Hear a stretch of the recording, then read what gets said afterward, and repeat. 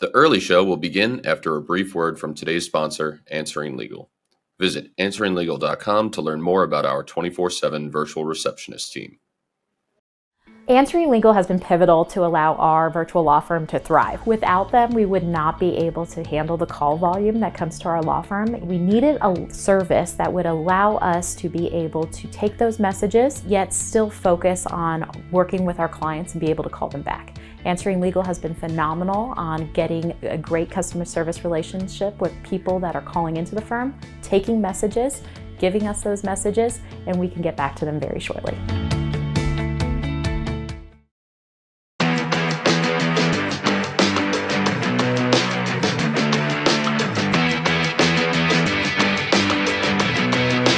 Hi, welcome back to the Earley Show, sponsored by our friends over at Answering Legal. I'm your host, Chris Earley, a personal injury law firm owner in Massachusetts.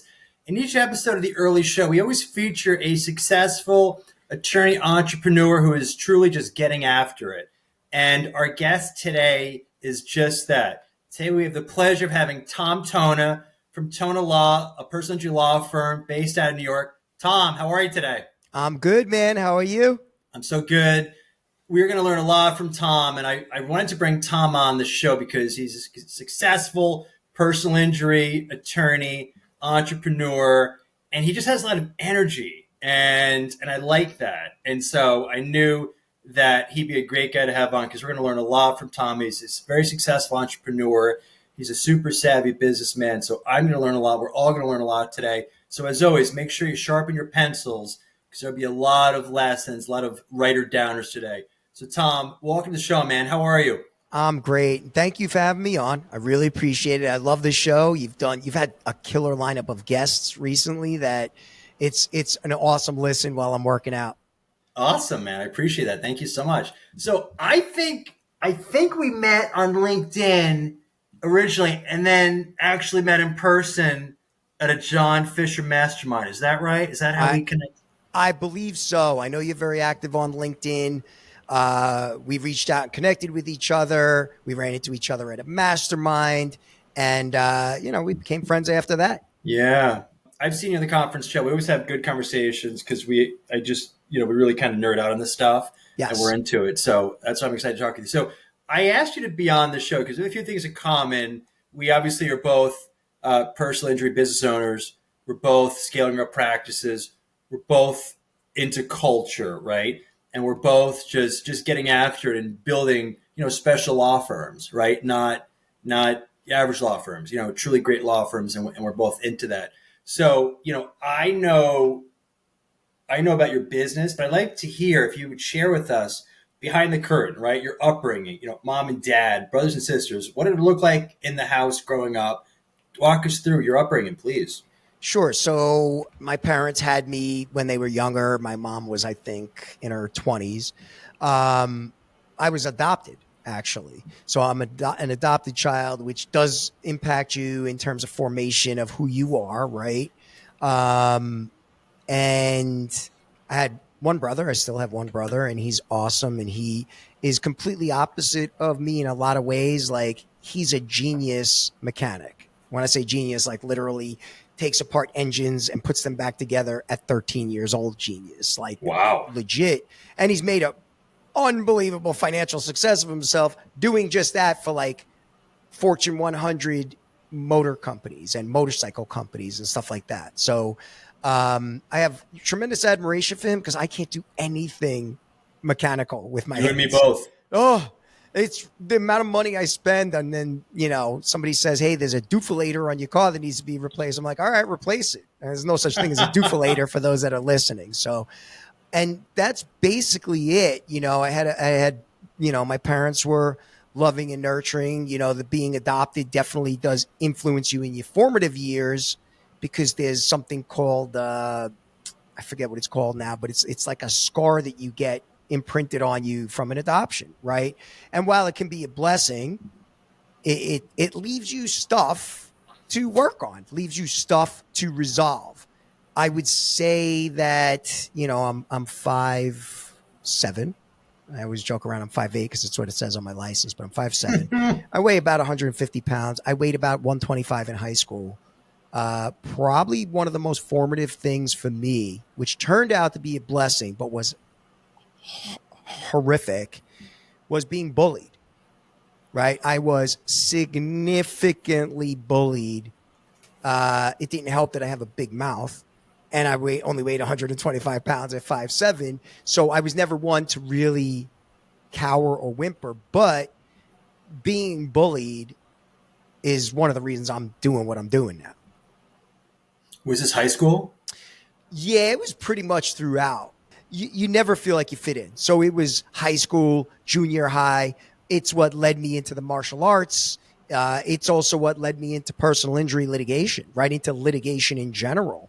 One of our core missions is fighting for those who can't fight for themselves, right? Like you cannot, I know that they say there's access to justice, right? But good luck if you're injured in a car accident and you're going to go up against Allstate in New York State Supreme Court, which is the trial level of courts for controversies in excess of 25,000, right? So yeah, you're going to get bullied. You're going to get bullied by the insurance companies as a pro se plaintiff. It's just, you're not going to do well. So that's a little bit of background on where I come from and kind of how it shaped me. But I was, in high school, especially because of my mouth, there was a lot of physical altercation. Okay. All right. I appreciate that. I appreciate you, opening up, mentioned, some scar tissue, and that shows to me strength because a lot of people don't talk like that who do have scar tissue. So, I mean, I think that's, I'm not going to go over my story, and everybody who's heard this probably heard my story, so I'm not going to get into it, but I think it's important. Do you meditate by chance or no? Every day. So do I. Every day. I know. So, I know. I mean, I could talk to you for 10 hours straight about meditation alone, but we don't have the time. But that to me personally has been a game changer for being present, aware of scar tissue and dealing with scar tissue. And so the business of law, the practice of law, hey, that's great and everything, but it's not everything, right? It's like mental health and wellness. That's more important. So you scrapped a little bit in high school. You got bullied. You ran your mouth. Okay. All right. Okay. And so, looking back, so you're adopted. So what were the big lessons you learned from your mom and dad who adopted you? Like looking back, what did they teach you? I think that it takes a tremendous capacity for love when somebody makes the decision to adopt a child, right? And I think about my father who passed away, I want to say 2.5 years ago now, going on 3 years. Thank you. And I just think about the tremendous capacity as a man saying, I want to bring a child into my house. And we have friends who've done it, right? I think Marco Brown has adopted kids, and others that we know. But in self-reflecting on it, I have my own daughter. She's biologic. It must be a tremendous capacity for love to say, I have so much love, I can't have kids. And the funny part is, knowing what I do, I know so much about adoption because I studied it for so long, that as soon as I was adopted, my mom ended up pregnant with my brother. So he's biological, I'm adopted. But him and I are about as close as you can get now. We weren't always, but now we are. And, overall, yeah, it's probably a blessing that happened because I don't know what my life would have looked like had I not been adopted. Yeah. And that's another thing we have in common. We're both girl dads. Yes. Having Which a is daughter, challenging, man. It is. So talk about, my edges being softened a bit, right, with meditation, but having a daughter, changed my life. I could go on, you and I could talk for days and days about being a girl dad. Yes. The amazing things that are unique to being a girl dad, right? And it's just like lights me up, man. I'm going with my daughter tonight and I'm just like freaking fired up. I can't wait. It's like me and her, Where you going? It's like a little, it's an indoor like arcade. Right. We've gone like 4 weeks in a row, and then we go to Chick-fil-A right after. She likes to do the claw machine. That's all she wants to do with dad is like do the claw machine and go to Chick-fil-A. And that's success to me, not about business. It's about when your kids want to hang out with you, right? And I hope that when she's 8, hoping she's 28, she wants to hang out with dad, Right. Yeah, it's the same thing. Like I go on date nights with my daughter. How old is your daughter? 8. Yeah, so my daughter's 14 at the end of this month. And so she's kind of at that phase where it's all about the friends, it's all about the cell phone, but she still comes back to me because I give her the space to grow and be who she wants to be. It doesn't, I don't know if you see this yet, dude, but I'm going to admit to something. I hate this already. But the things that frustrate me most about my daughter are me. Oh. Right. My wife has a saying. She goes, I just birthed her. Everything else is Tom. So like she will negotiate. She will litigate. She will obstinate. Like she is just the most challenging, strong-headed person. And every time I get to that peak frustration, my wife's like, yeah, you recognize that from anywhere? I'm like, yeah, it's all you. Your genetic coding. She's like, you wish. I love it, man. I love it. That's so cool. I may have to call you in a few years just to get advice in the teenage years because it is brutal. I heard they come back though. At 18 or 19, I heard, or 20 in their 20s. That's what people have told me, you know. There's a good book that I've read. It's called Untangled by Lisa D'Amour, PhD. And it's basically guiding teenage girls through the 7 transitions into adulthood. And I haven't mastered this by any means, dude, because they don't come with instruction manuals, as everybody know. But it's been really instrumental going, oh, wait, this is her brain doing what it's supposed to do. And we have to just be okay with it. Like, they can't help it. They're going to progress through what their nature is encoding in them. And you want to just give them the bumpers, the guidelines to do what they got to do, right? And like you said, give them the space to pull away to come back. Yeah. And that's hard for me, man, because I'm a hard charging, look, this is kind of how it is, but it's not like that. Like you can't be that at home, especially with kids. And, so it softened my edges. It rounded me out as a human being because kids are going to do what kids are going to do. Good luck trying to control all of that. So that book was tremendously helpful to me. I'm going to buy it. Yeah, it's fantastic. It's fantastic. So, space, that's so important to have space. It's important to have space, because you were kind of just talking earlier about, when you get home, it's like, they don't really want to, your family doesn't want Tom, the businessman. They want like Tom, the family man. And so it's like, you got to take that hat off when you walk in the door. Right. And that's hard because like, they may not be into KPI discussions as much as, it's just not their bag, right? And so that's important. But like with my daughter, like I joke, like she like spit in my face and I'd be like, thank you. Like there's nothing she can do. I feel like it's like she's just my son. It's a different story.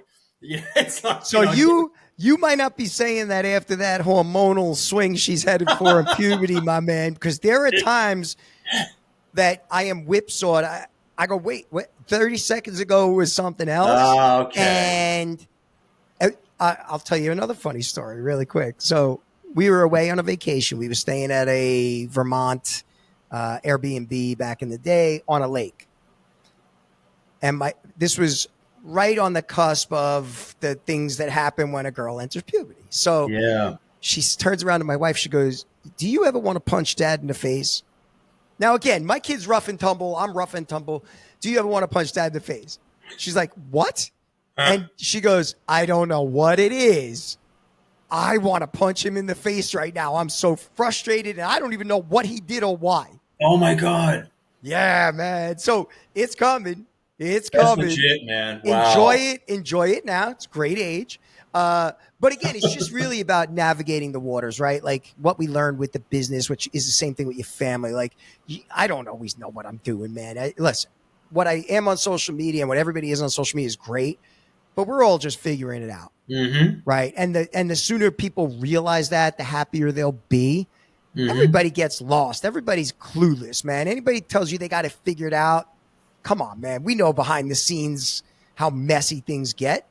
Yeah, I love the humility, the honesty. Again, you're being, real, right? We're not perfect, and we work hard as hell, but we have so much stuff to figure out, right? I mean, I think that's something you and I have in common is the work ethic, right? Yeah. Like and because of your background, my background, I just had that instilled in me so young. Like, hard work fixes everything, right? Hard work at marketing fixes everything. Hard work on operations fixes everything. And that just comes from being punched in the face and being comfortable being punched in the face, figuratively, not literally. Although for me, it was literal for a very long time.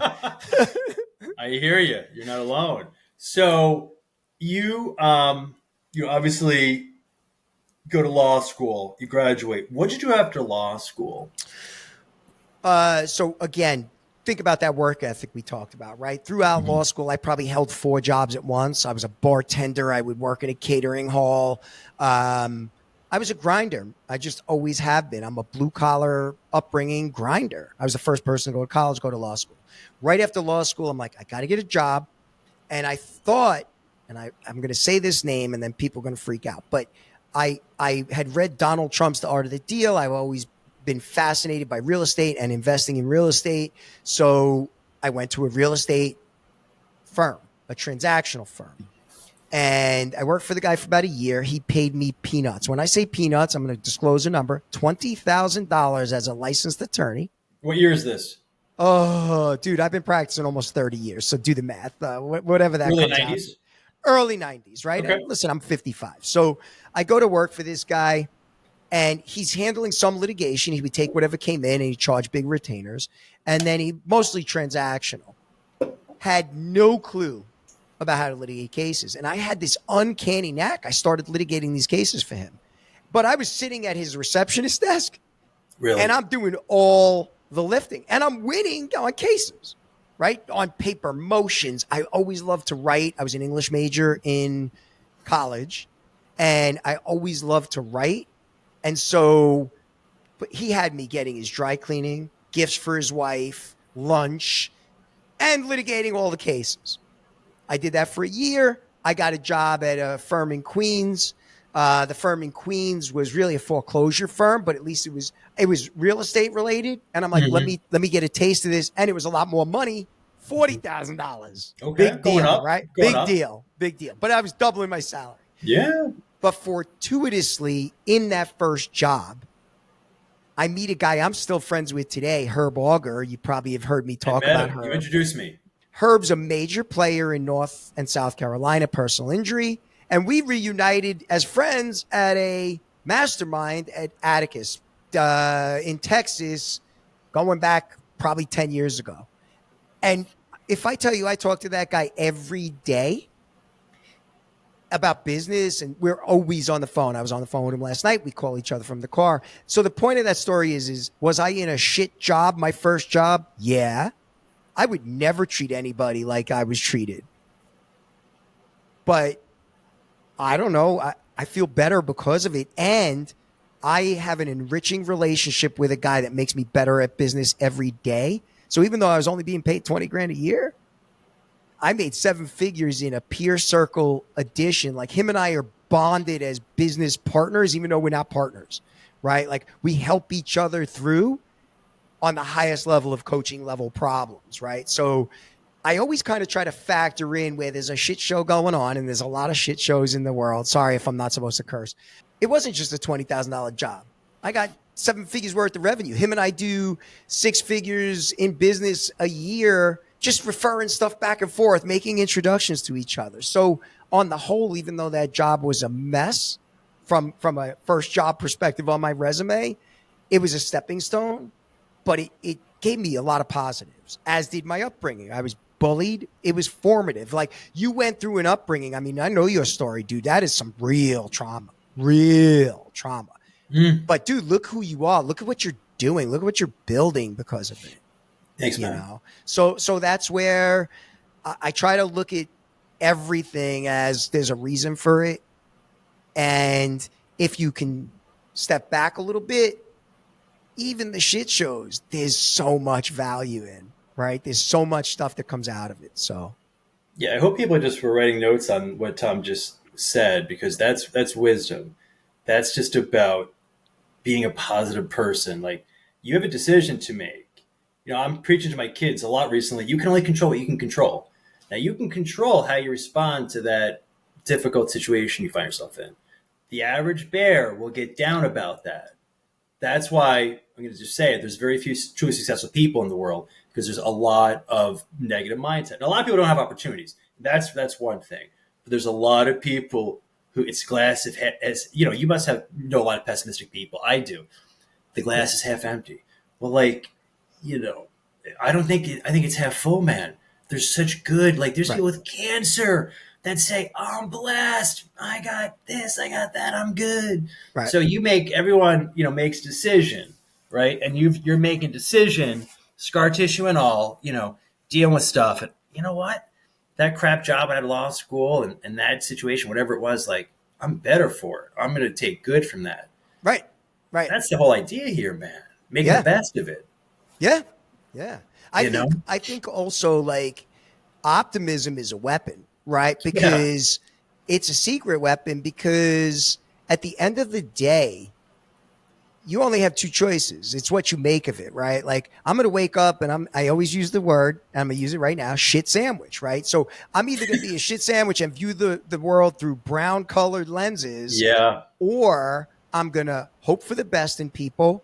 I'm going to invest in people and relationships because it's what kind of person do I want to be, right? I can't imagine closing my mind to anything.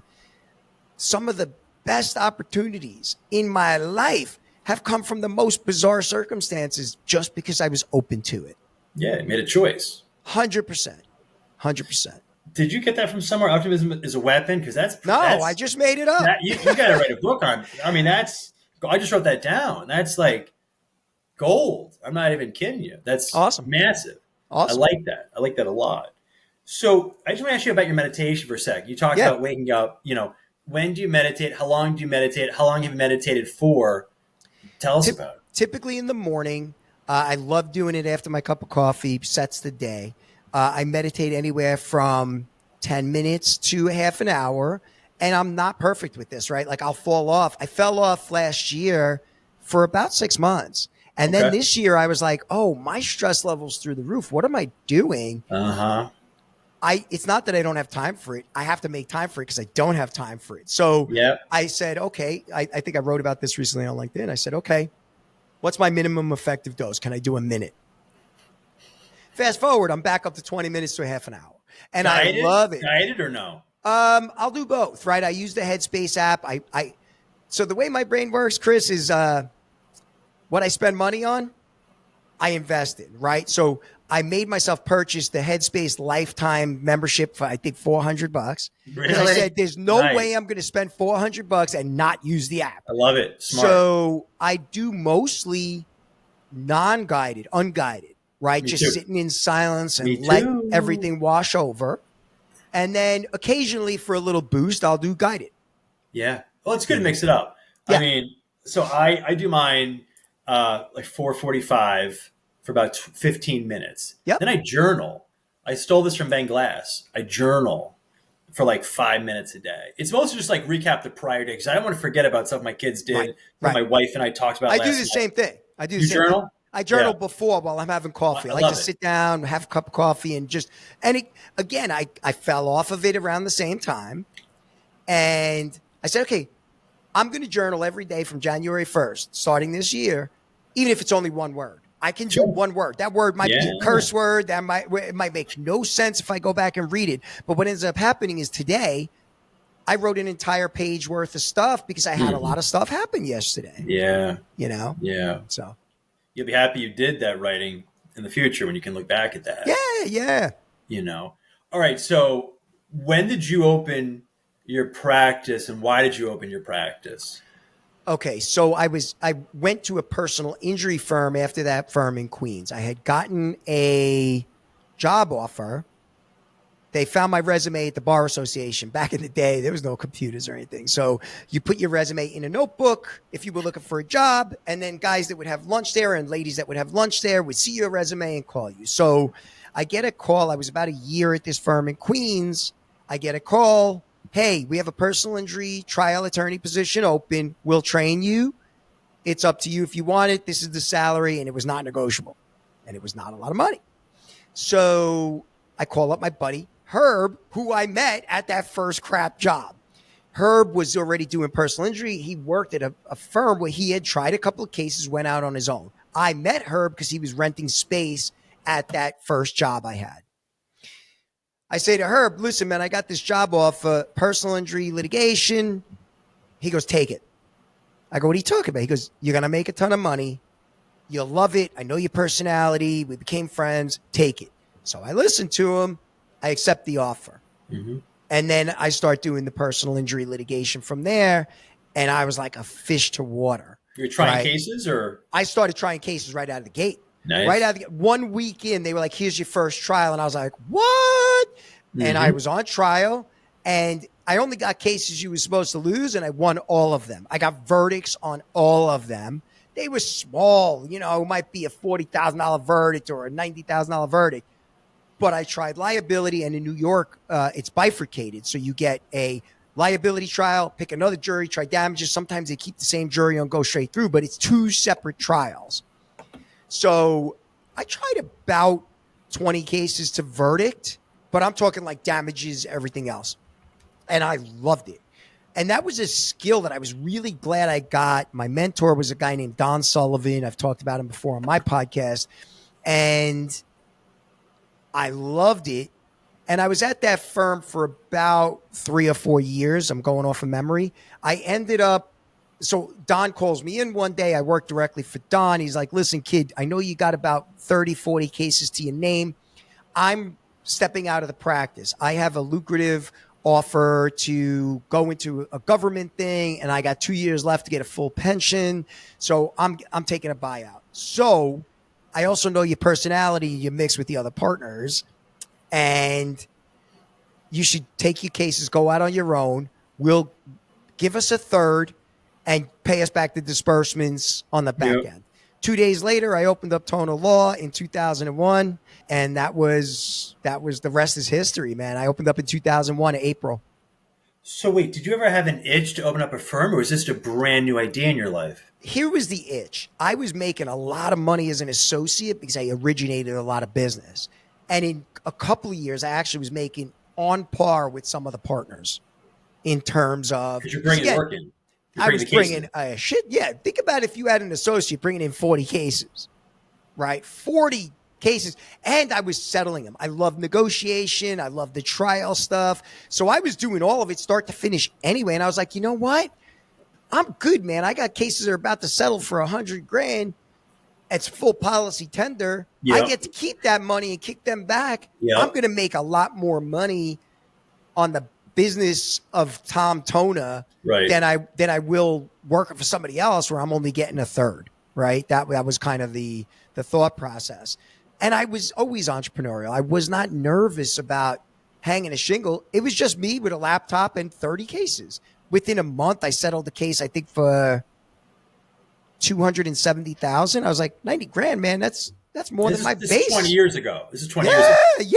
Yeah. You weren't scared at all about hanging a shingle. Nah, dude. I got a high risk tolerance. High. I hear you on that. Me and you almost too high. Almost too high. Where one of the things I learned as a recent lesson is even though my risk tolerance is really high, those around me, my wife, my integrator, my right-hand integrator, Janira, their risk tolerance is not as high as mine. So there are things that I'm comfortable with that might make them nervous, which means I have to dialogue more with them to give them reassurance. Like, hey, I've been here before. I know what I'm doing.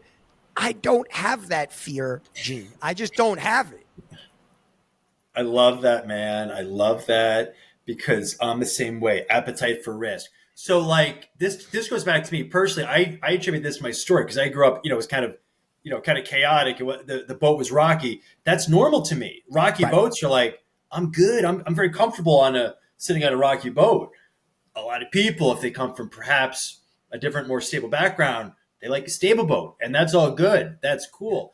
But I love learning about your appetite for risk because I find that like when you take big bets on first of all, backing up, when you started TonaLaw, you were taking a bet on yourself. You're investing in Tom Tona. Yes. And the best investment you can make is in yourself. But 100%. when you place bets, okay, you're going to lose, you're going to win, But when you win, you compound those bets. You Yes. can really win big at the casino, right? The rewards can get cumulative and compounding, and that's entrepreneurial momentum, and that's powerful, man. Right. I also think it's a matter of, look, I remember what it's like to have no money. Me too.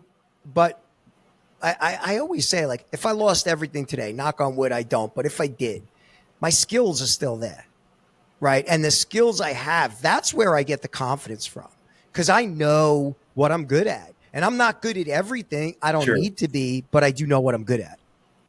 When did you start scaling TonaLaw? Okay. I can tell you it was approximately 15 years ago.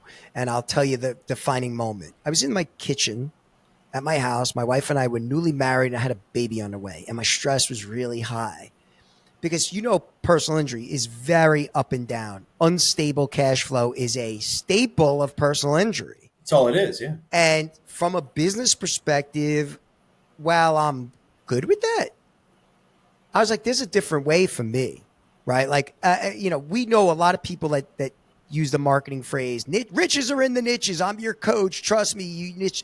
And that could be true. But what if you're good at 2 or 3 niches? What if you're a really good business owner with a solid integrator? So I came up with a business model that was a 4-prong revenue system for my law firm. It didn't start out at 4 prongs. I added a silo that I knew like the back of my hand, no fault collections, PIP collections. Mm-hmm. And I did that from a business perspective to strengthen and complement the personal injury sector, right? So it turns out it was smart to do. It was a good move for me to do. It accomplished exactly what I wanted it to accomplish. And there's many years where that's my more robust sector, believe it or not.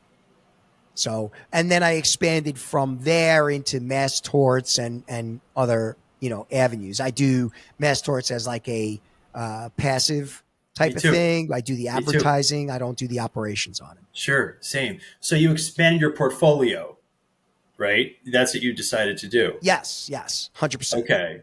So 2001, TonaLaw was established. When did you hire your first employee?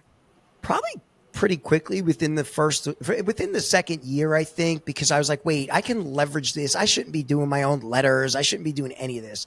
I could, but I got it. And again, it was a learning process. The way I hired back then doesn't look anything like what I do now. Now it's different. Now I got systems. I know what I'm doing versus, listen, a funny thing. Like my integrator who's been with me since the beginning, Janira, 20 years. We found her in the bathroom. And by that, I mean, I had a secretary working for me back in the day who was in the restroom, met Janira and said, I know we're looking to hire a second person. I said, go back and offer her a job. I love it. In the bathroom. Like her interview was maybe 15 minutes long. And knock on wood, another blessing. She was the best hire I would ever make. She's been with me for 20 years. She is a killer legal administrator, like COO level killer. Like I'm very fortunate. So that's another lesson is that you can find great people through alternate means. You may go to a restaurant, that hostess who's fantastic, may be your next Cracker Jack receptionist. Yes. But so you use the word integrator. You're running on EOS, right? Yes, I am. Clarity. Okay, very good. For those who may not be familiar. So it's funny because the stuff that I'm doing today, in 5 years, because I feel like I've gotten so much growth and learned a lot. I'm going to look back in 5 years and say, what the hell was I doing 5 years ago, right? So it's like we're always leveling up, and you go to conferences, and I do too, because you have to be a student of your craft, right? You talked about your brother earlier, right? Mechanic. My brother is an HVAC tech. He can handle HVAC like nobody's business. I can't screw a bolt. I can't use pliers, and my wife will bust my chops no end on that. But it's like whatever you're into. If you're into like chess, like geek out and like go deep on chess, like whatever it is, frisbee. I don't really care. Right. So, but I think that's really important to have permission to do what you want to do. But I love that you found. It sounds like a game-changing team member in the wild. Oh, You know, yeah. Oh, and that's yeah. crazy. That's crazy how things happen sometimes. Listen, and it's funny because her and I, through EOS, we were having a lot of friction as of late. We were. And it took our annual meeting to really get us, kind of, there's something going on here, Mm. deep understanding. But nothing I have done since 2001, or since I brought Janira on in 2004, nothing would be what it is without Janira as my right How hand many person. team members are you at right now? We are at 40. We 40. have 25 internal and 15, right around there, 15 in the Philippines. All right. So how big do you want to get? How much more do you want to grow? It's not about the size of the firm. It's the vision and the mission, right? Like, what I want is, if I'm going to do personal injury, I want trials going on where trials should go on. I don't want to be the guy trying the case. I'm not going to be. And I have that piece taken care of. But I don't know if you're seeing this when you're interviewing people, but now there's been a niching out in personal injury of people that say, hey, I do personal injury. They're claims attorneys. There are litigation attorneys.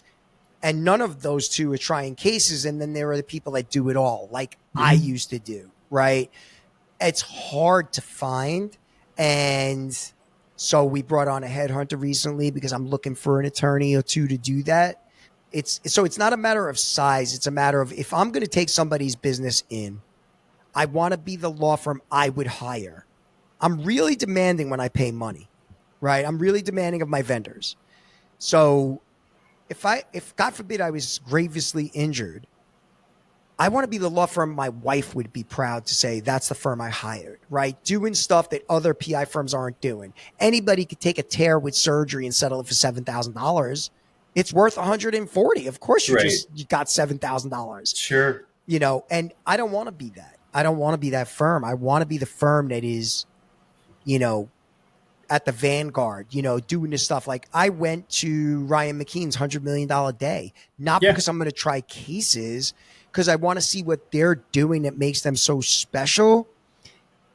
And I want to replicate that, right, in the trial teams I have. So now the trial teams I have are going to start doing focus groups intensively and all of that stuff. We have a trial coming up in February. I'm like, let's rock and roll. Got my experts ready. Let's go.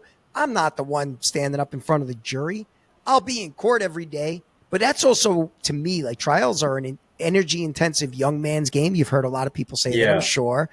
So I'll still get my fix without having to be the guy, in the spotlight. Scratch the itch. You just mentioned Ryan McKean, and I was at that conference too. It was a really good conference. It was a different conference. It wasn't a typical, it was more of like a class, a deep dive kind of PhD class for a day on the anatomy of this nuclear verdict, right? This monster. Right. And so you were just talking briefly about, you want this to be the firm where, you would want your mom represented, or like you would want this to be the firm where the work is so good that you would want to be represented by this firm, right? Yes. Personally, because you're a demanding guy. Well, Ryan was talking about, similarly to what you're talking about, he wants his law firm to be he wants to run his law firm like a law firm where he'd want to work at. And that's really smart. And he was on my show a few months ago, and that stuck with me. So there's two levels, what you're talking about, what he's talking about. You put those together. Yes. That's insane. Right. That law firm is unique. You put you merge those two things. Which that's what I'm building, right? Like, my number one focus every day from a business perspective is my culture, right? I am very, very committed to the firm culture. I'm obsessed. And it's my number one thing. And I think that, listen, I've heard Bill Biggs speak. You know who Bill Biggs is, right? I sure do. He's going to be on the show soon. Yep. Yeah, he's an amazing guy. And I said to him, I'm stealing that phrase, which is love your people, demand excellence. It's what my clients, what my team. I stole it from Bill. Yep. Yeah. So for me, you, me, Ryan, Craig, Herb, all these names, Seth Price, all these guys, Bill Umansky, we're all putting ourselves out there in a very tough way. It takes a lot of energy, man. And sometimes we give way more than we get without asking, without demanding. But it does come back. And I know it's not easy, but I think that the work that we're all doing and pushing each other in that, right? Being encouraging, saying, look, we know it's tough times, but you'll be okay. It'll be okay. Trust in the process. Don't change who you are and who you want to be at your core. Culture, man. Are you going to Miami NTL? So this is January 2024. Are you going to the Miami NTL? No, I'm actually doing John Fisher's mastermind, which is, I think, the same time. Wonderful. So I don't miss John's thing. John, I mean, I'm going to miss it in April. I know he's back to back with Craig because I'm doing the EOS conference out in San Diego for a week with Janira. Janira and I are going out there in San Diego. Man. So I'm speaking at Miami NTL next week. Nice. And part of my speech is about culture. Nice. Tom, I'm a culture nut. I think that's where the magic happens. I had to have 2 honest and real conversations with 2 team members today. And I think, I don't know this, I think that they trust me and that my words were coming from a place of love, care, and concern. So that's a culture thing right there. If I had bad culture, because culture starts with the business owner. 100%. I think Bill Biggs would agree. The culture descends from the leader. So today I had these 2 tough conversations, but like I felt like they went really well because they know who Chris Earley is. You know, I'm just obsessed with like helping them as much as possible. Like when you get that, and that's like a never ending process. This culture stuff is so hard and it's a delicate baby, this newborn baby, and you have to rock the baby and nurture the baby. Baby cries and there's disruptions, but like, if that baby grows up into a adult eventually, and that I'm telling you, I think culture is becoming a little bit more in vogue, and people are more sensitive to it. Man, I could talk with you, and I'm sure you could talk with me about culture for days on end. Yeah. That's the sauce, man. Everything else can be taken care of. Without that, it's not happening. Right. And culture is really, it's not a complex thing. It's shared core values, right? You're all in alignment. You all want the same things and you're all protecting that, right? It's become self-protective. So for me, it is the thing. It is the thing. One of the things that I did do is I hit a point because I was getting so discouraged. Like I have a huge heart. You have a big heart. And I was doing that love, care, concern. There is a point that I reached where I was like, you know what? This is beyond my pay grade. Like you can be a resource and you can help, but you can't save people. They got to want to save themselves. And what I was seeing was like really talented people that would cap out because of personal blocks, emotional blocks or whatever. Yeah. And when I would see that, I would go, look, you're great. You want more money? I want you to make more money, but I think you're going to stunt or stifle your prospects, your life, your opportunities. And this is beyond my pay grade. And I would bring in somebody from the outside, whether it was a coach, an industrial psych or something like that. And many, many times offer to pay for half because they have to buy in as well, only because I didn't want to become cynical. Like it's a lot to give of yourself and then somebody ends up leaving because they can't see the light or whatever it is, right? So I love my people, but I try to maintain healthy boundaries in that regard. I like the honesty. I like that. Yeah. I relate to that. It's also above my pay grade, right? Like I'm good at certain things, but I'm not a doctor. I'm not a coach or anything like that. Performance psychologist, right? Exactly. I mean, that's, I hear you, what you're saying. And I relate to that. That's just like, I will go to no end for my law firm, but there's just so much I can do and offer in my unique skill set, which is super small and very limited. Right. I say the same thing. I will tell you that I know a lot of lawyers will listen to your show. I will tell you that if you have a team of high performers, let's say they're B+ players. You want to see them turn into A+ players. It's about the work that they do outside of the office on emotional blocks, on character issues they might have. And dude, you will see a massive return on that investment. Massive. I don't know how anybody isn't open to that idea of putting stuff in place for their team as a resource in areas that they are really not suited for, right? Like you're saying, like sports psychology, performance and stuff like that, where we can't be great at everything. We got a lot of plates spinning at any given time. Yes. So it was the best thing I ever did. It was the best thing I ever did, was say, oh, this is above my pay grade, just like any other coach. Let's find somebody and invest in our people. 5,000. What's 5,000 in the span of an employee that's been with you 20 years, who is like an assassin? Firms would kill to have the people I have. And they often, it's one of the reasons why I get a lot of headhunters will try to crawl my firm, right? On LinkedIn, find my people. Why? Why? Because they're performers. They're great. They've been trained. But I don't have a lot of turnover that isn't our decision. Sure. Volunteer. Yeah. Yeah. You know what? Like, if someone leaves the bus, I'm okay. And in fact, I hope, and I sincerely hope they thrive, because like I'm building the best place of work that I could possibly establish. And if you want to go somewhere else, like, I support and respect that. Right. But I also know this firm is going to be just fine. I've had crazy, let me ask you this. I have a question. Let me ask you two questions. What's been the most challenging point since you started TonaLaw? And the second question is, what's the biggest risk you've taken business-wise since starting TonaLaw? Okay, so the biggest challenge to date, they're kind of similar.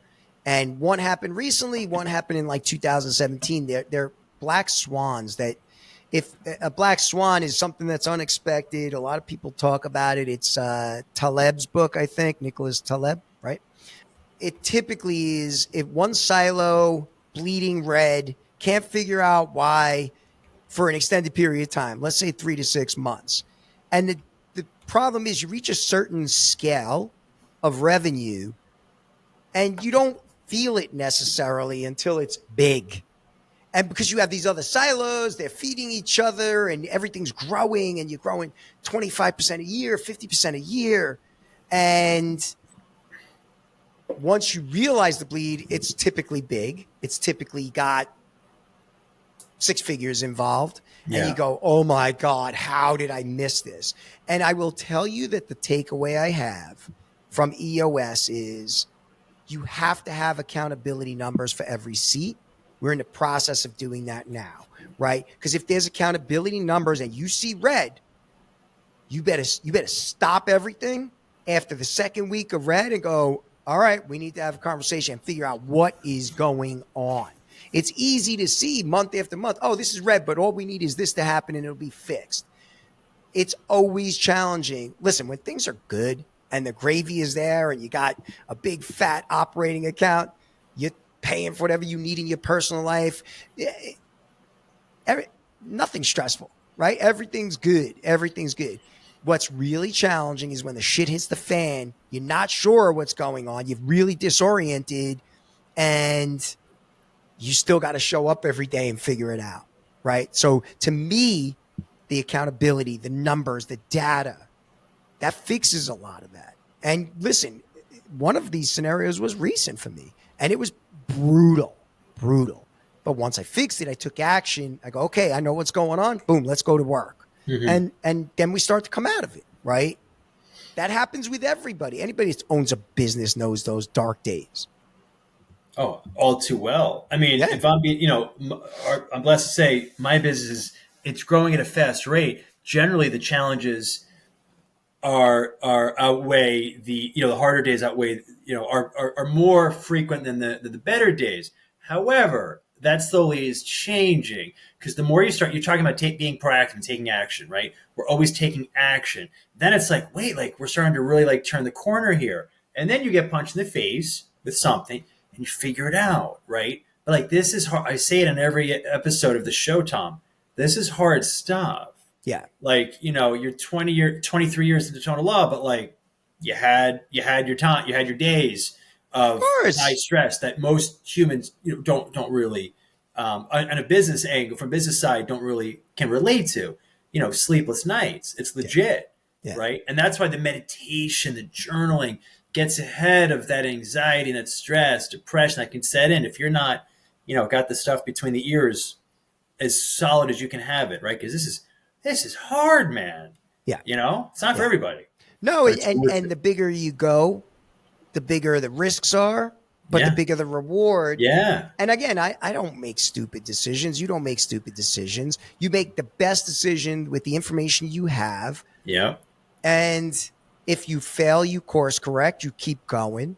And if you win, you don't let it go to your head that you won. You're not a genius. A lot of what happens is being in the right place, right time, luck, whatever, and hard work, right? So if I win, I just go back to the drawing board and say, okay, what did I do really well that I want to try to replicate? If I take an L or I take a hit, I go, okay, what do I want to try to avoid going forward, right? This ain't rocket science. A lot of what I chalk up to guys like me and you, and I'll just talk in terms of me. I don't have to be brilliant, but I'll take a punch like a mother effer and I get back up. No, I hear you, man. Right. And to me, that's a big part of business, man. We all take punches. And that's why I like the inner circles that we have, because like I got a call from Seth yesterday, Seth Price, and I'm going to have him on the podcast in the future. I know you've had him on. Yeah. And you think he hasn't taken punches? You think, probably a few. You think Bill Umansky or Ryan McKean, Brian McKean talks about it. His credit card being declined. I think you talk about resilience muscle, and I love that. Yeah, man. And it's really just about, and again, that's kind of the blessing of the bullying, right? I get into martial arts and it's funny. I'll tell you a really quick anecdote.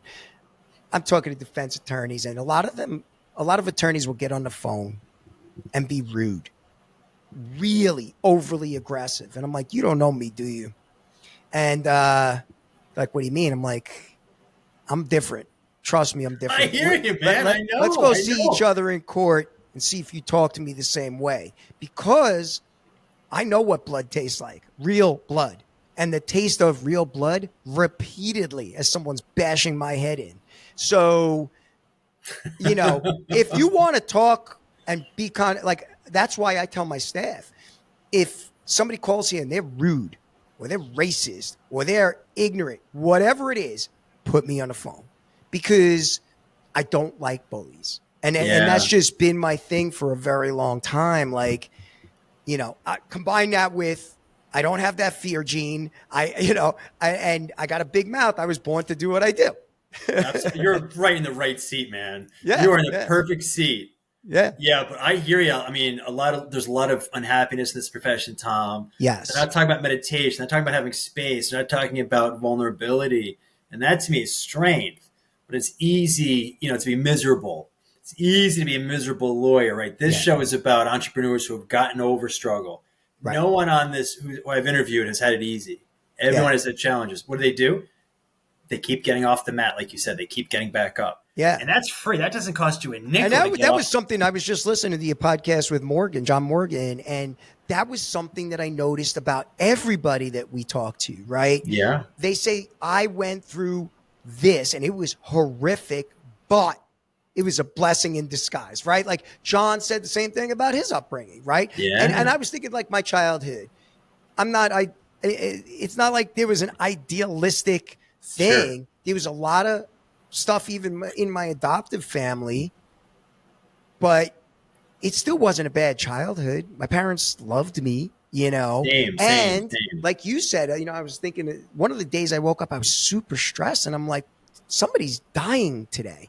So I'm like, oh man, I'm just having a shitty business day. Big deal. 100%. Big deal, man. My kid is healthy. My wife is healthy. Our parent is healthy. My father's deceased, but you get the picture, man. It's all perspective. And that's what meditation gives you. Meditation, everything's fleeting.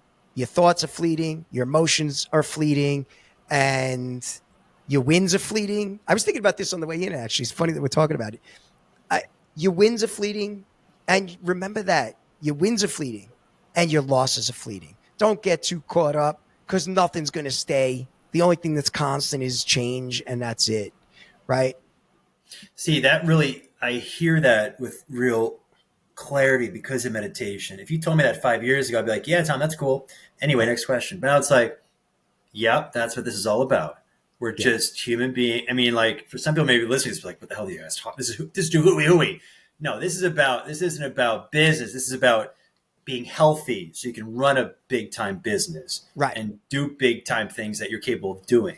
This is about headspace we talked about, right? Yeah, Mindset. yeah. So, and there's two things really quick. So Headspace has this, I want to say it's a guided meditation where they say, okay, picture a bubble and a feather resting on a bubble. And I always go back to that image when I'm meditating, and a flame. The flame just flickering in the 3 layers of colors, blue, yellow, orange.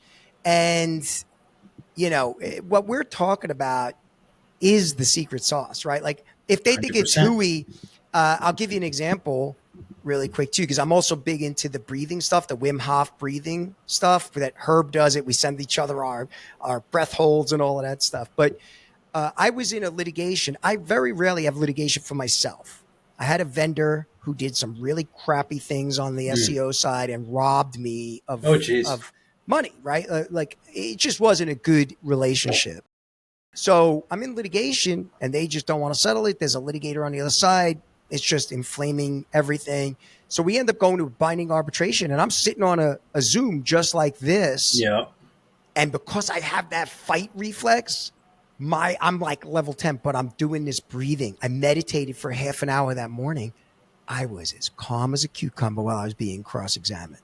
Calm as a cucumber. And that comes from the secret sauce. If you want to lead a company, like you want to lead your law group, you better have emotional restraint, or no 100%. One will follow you. You'll be like the personal injury lawyers that throw laptops across the office. They have high churn. They got C-level players. Yeah, man. Who wants to work like that? Would I love to throw a laptop sometimes? Yeah, but that's when I meditate. Tom, I hear you, man. I get just like you, punched in the mouth all the time. You have to be like, I'm too dumb to quit. That's how I am. That's how I am. When you keep getting off the mat, it's reflexive. You talk about John Morgan, it was just like, looked at the good and all his struggles. I mean, like, so he's a guy I look at, I'm like, you know what? He didn't come from any silver spoon. There's no excuses, and he made it big. That's a genius, man. Genius. So success is possible for so many, right? So I want to be respectful of your time. A couple more questions. Sure. What's the best book, or which book has had the biggest impact on your life to date? Okay. The one book that I always recommend to people, and I'm an avid reader. I read about a book every 3 weeks, a month, whatever. But I also have audiobooks playing. So at any time, I got like 3 books going. I will say that 2 books that I always recommend. One, Never Split the Difference. It has made me Chris Voss millions of dollars. Love him. Millions of dollars in negotiations. And it works. The stuff just works. I've listened to the audiobook and read the book a combination of almost 20 times. And then the next book that I am a huge proponent of is Win Friends and Influence People, Carnegie. Right. Sure. To me, it is the single best marketing book out there. People complicate what marketing really should be. And I recommend it all the time to business people, to friends, whatever, because, the stuff that's in there works. It just works from a sales perspective. If you invest in caring about the other person more, all of a sudden your whole world opens up. Right? You got to step outside of yourself. That's really what they're talking about. And he knew it even then when he wrote that book. Dale Carnegie, he's the man. There's a reason why it's always on the bestseller list. I think my mom gave me that before I went to college, and that book stuck with me. A final thought. Yeah. And then just one final question. The final thought is, I wanted to share it before I forget. I think successful people all read. Like they're curious. They know they don't know everything. They're like you. I'm reading like crazy amount of books. Right. And I don't even have to finish it necessarily. A lot I do, a lot I don't finish. If I just take one thing away, like that book was, I spent $20 on it, total no brainer. Right. Let me ask you this final question. What's your biggest success to date and why? My biggest success to date and why? Are we talking about business, financial? Life, whatever you want. Your biggest success. I would say my biggest success is my family relationships with my wife and my daughter, because I built the law firm as a business to serve myself and the people in the business, right? That tie their successes to the success of the law firm. And I've never missed anything when it comes to my family. Everything. There's many times I'm the only husband at any of the school events. And it's because I can always make more money. There's always way more opportunities. Both of those things are infinite. Time is finite. Time you don't get back. Time with your kid, with your wife. That's it for me. So my biggest success is my family. I love the family it, man. that I put together over 15 years. Tom, I love what you're doing, man. Like, for real. I love what you're doing. Can't wait to see you again. Congrats on all your success. You're doing it the right way. You're getting after it. You're living a big life. How can people get in touch with you? I'm all over. Probably best way is LinkedIn. Thomas Tona, TonaLaw. And, I answer all my own DMs. I pick up the phone and set up calls for anybody that wants to meet. And, I love enhancing and building a circle of people across the country using LinkedIn and those masterminds. That's why I fly all over, because I have really done some amazing stuff since I started doing that.